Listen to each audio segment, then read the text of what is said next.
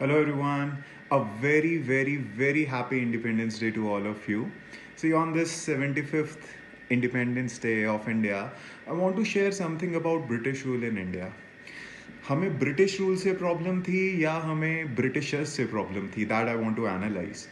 देखिए, अगर आप ब्रिटिश रूल का पॉजिटिव्स देखें इंडिया के अंदर, तो काफ़ी अच्छी चीज़ें हैं जो ब्रिटेन ने इंडिया में किया. सी, फॉर स्टार्टिंग उन्होंने हमारे यहाँ रूल ऑफ लॉ वाला सिस्टम इंट्रोड्यूस किया. सी, इसका मतलब क्या होता है? हमारे यहाँ पहले क्या होता था कि जैसे वर्ण सिस्टम बहुत ज़्यादा प्रेवलेंट था सोसाइटी के अंदर, तो हमारे यहाँ क्या होता था, ब्राह्मण्स और क्षत्रियस को all the privileges and powers were available to them, and Shudras and Vaishyas and certain section of women transgenders, उन सबके साथ डिस्क्रिमिनेशन हुआ करता था. लेकिन ब्रिटेन जब इंडिया के अंदर आया तो उन्होंने रिलीजियस एस्पेक्ट हटा के एक मैन मेड कॉन्स्टिट्यूशन इंडिया में लगाया, जिसके तहत रूल ऑफ लॉ सिस्टम कि कानून सबके लिए बराबर होगा. एटलीस्ट सारे इंडियंस के लिए तो बराबर होगा ही.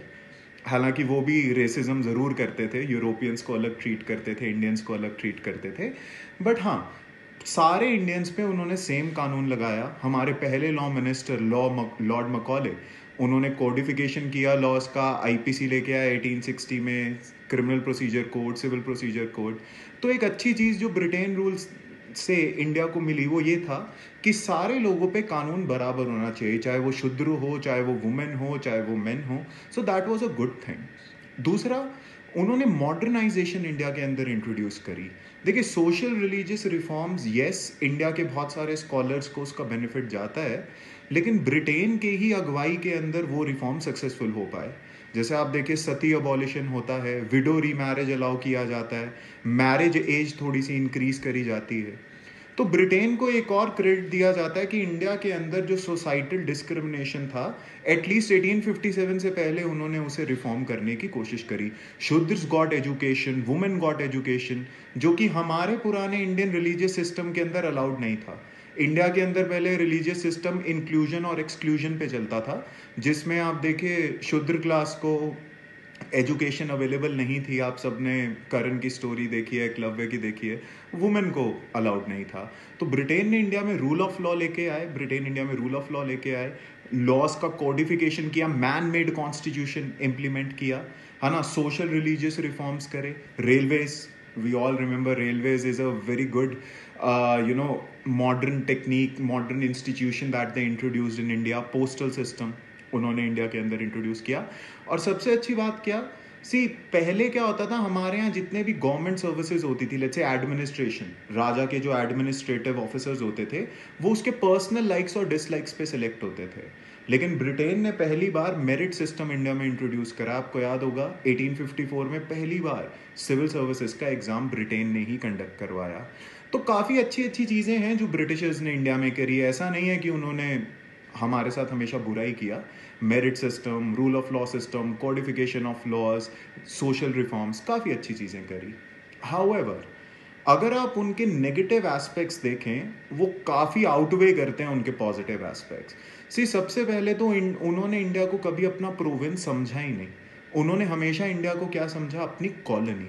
और इसी कंसेप्ट के तहत उन्होंने इंडिया को हमेशा एक्सप्लॉइट किया. They made us see, India एक टाइम पे, इंडिया के जो गारमेंट्स थे वो textiles of the world, garments of the world कहे जाते थे. इंडिया एक्सपोर्ट करता था क्लोथ्स वगैरह. हमारी हैंडीक्राफ्ट इंडस्ट्रीज वर्ल्ड क्लास थी, पूरे वर्ल्ड में डिमांड थी, स्पेशली कैलिको और मुस्लिन का. लेकिन आप देखिए, ब्रिटेन ने आके हमें नेट इंपोर्टर बना दिया. हम रॉ मटेरियल्स खाली एक्सपोर्ट करते थे. भाई 10 रुपए का रॉ मटेरियल एक्सपोर्ट कर रहे हैं, 20 रुपए का उसी से टी शर्ट बन के खरीद लेते थे. तो इंडिया को उन्होंने कभी भी अपना प्रोविंस नहीं समझा, हमेशा कॉलोनी समझा. और ब्रिटेन ने एक और प्रिंसिपल लगाया था, मर्केंटलिज्म, जिसके तहत उन्होंने बैलेंस ऑफ पेमेंट अपना पॉजिटिव रखना था. सी, इसका मतलब क्या था कि वो ब्रिटेन से, अगर लेट्स से ब्रिटेन के अंदर कुछ 10 रुपए का इंपोर्ट करते थे, तो एक्सपोर्ट दूसरी कंट्री में उससे डबल करते थे. और इंडिया को इसके अंदर बहुत नुकसान हुआ.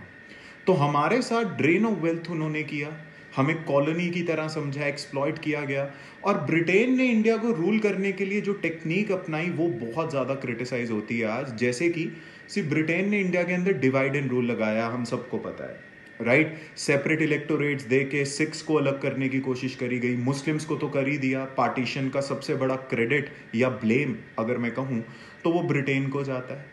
तो आप देखिए हमारे सोसाइटी के अंदर एक अनरेस्ट, स्पेशली 1857 के बाद communalism was a state sponsored mechanism, जो ब्रिटेन ने अपना रूल इंडिया के अंदर इस्टेब्लिश रखने के लिए इंडिया की सोसाइटी को बर्बाद कर दिया। आए दिन दंगे सुनाई देने लगे, आपस में भाई भाई का दुश्मन हो गया। सो ड्रेन ऑफ वेल्थ किया, इकोनॉमिक एक्सप्लॉयटेशन किया, इंडिया की सोसाइटल अनरेस्ट किया बाय कम्युनलिज्म, कम्युनल राइट्स, ये सारी चीजें उन्होंने करी। और इतना ही नहीं, आप देखें हमारे साथ वो रेसिज्म किया करते थे। सी इंडियन ऑफिसर्स को मिलिट्री के अंदर आप देखिए सूबेदार से ऊपर रैंक पे जाने ही नहीं दिया जाता था। हमने रिन रिवोल्ट देखा है, हमने बहुत सारे सिपॉय म्यूटिनी देखी है, राइट। इंडियन लोगों को ज्यादातर, जब तक सिविल सर्विसेज के रिफॉर्म्स नहीं आए थे, इंडियन लोगों को वो क्लेरिकल काम ही करवाते थे। ऑफिसर रैंक लायक हमें समझा ही नहीं गया था ब्रिटेन के दौरान। तो हमें एक डिस्क्रिमिनेशन उन्हें देखने को मिला। सी यस, विद इन इंडिया उन्होंने थोड़ा सा इक्वालिटी प्रमोट करी, लेकिन बिटवीन यूरोपियंस एंड इंडियंस बहुत ज्यादा डिस्क्रिमिनेशन देखने को हमें मिला। सी इतना ही नहीं, उन्होंने हमारा कल्चर पूरे तरीके से डिस्ट्रॉय कर दिया। आप देखिए, सी इंडियन ग्लोरियस कल्चर, हमारा वैल्यू सिस्टम आज भी वर्ल्ड के अंदर कितना माना जाता है, लेकिन आप देखिए उन्होंने सिविलाइजिंग मिशन इंडिया में लगाया और हमें क्या बताया गया, कॉन्वेंट स्कूल्स इंडिया में स्टार्ट हुए। हमें क्या बताया गया कि भैया अगर आप हाथ से खाना खाते हो तो आप गवार कह दिए जाओगे, है ना, आप ये काम करते हो तो गवार कह दिए जाओगे, तो आप कॉन्वेंट स्कूल में आओ, क्रिश्चियनिटी को अडॉप्ट करो, Indian culture is inferior, British culture is superior. हमारा एजुकेशन सिस्टम डिस्ट्रॉय कर दिया, सब कुछ। लाइक हमारा कल्चर तो उन्होंने हमेशा हमें यही बताया कि इंडिया पे तो हमेशा अटैक ही होते रहते थे बाहर से, हम आपको बचाने आए हैं। तो यस, आप देखिए ब्रिटेन ने इंडिया में बहुत अच्छी चीजें करी, पर जो उनका नेगेटिव एस्पेक्ट्स थे वो बहुत ज्यादा थे। इंडिया आज भी उस एक्सप्लॉयटेशन से उभरने की कोशिश कर रहा है, हम काफी हद तक सक्सेसफुल हुए हैं। अब देखिए, I have seen many people जो ब्रिटेन को आउटराइटली क्रिटिसाइज करते हैं। देखिए, हमें ब्रिटिशर से कोई प्रॉब्लम नहीं थी ना है, हमें उस टाइम के ब्रिटिश रूल से प्रॉब्लम थी।